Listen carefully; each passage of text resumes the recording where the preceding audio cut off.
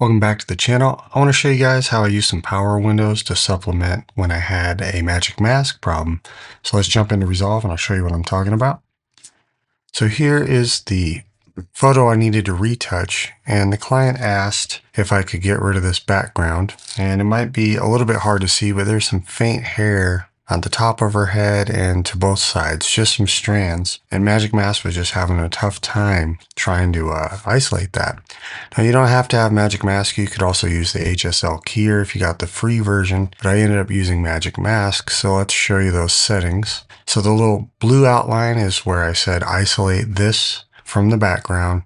And as you can see, I tried to add some negative stripes to cancel out these fine hair. So if I turn my corrections on, you can see if I move one of these over, you can see how thin the stripe is.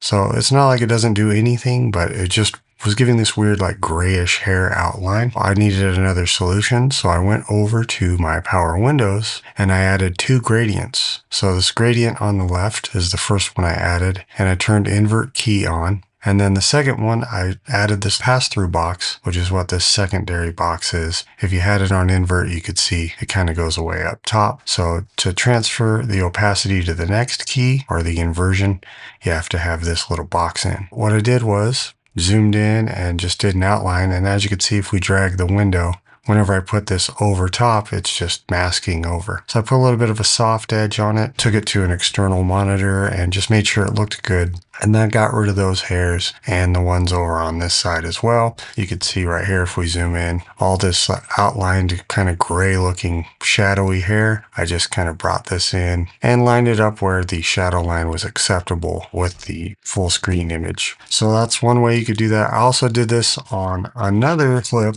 later on in the timeline here, right here. Got rid of this mat that she was laying on. And then there was this shadow line right under her leg and her heel. So what I did was the same thing essentially. Just added these two windows, traced right up along there, set it up exactly the same way. So you could do the same thing if you had your HSL keyer on. You don't have to have Magic Mask. You could just roto it.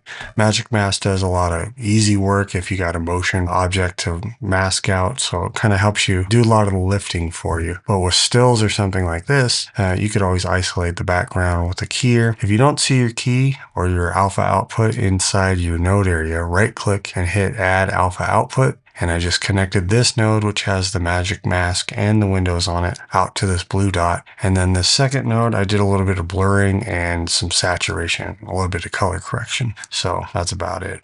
Leave a comment if you guys got any suggestions for other videos you want me to take a stab at or any ideas. Leave them down below. And I'll see you guys on the next video. Thanks for watching.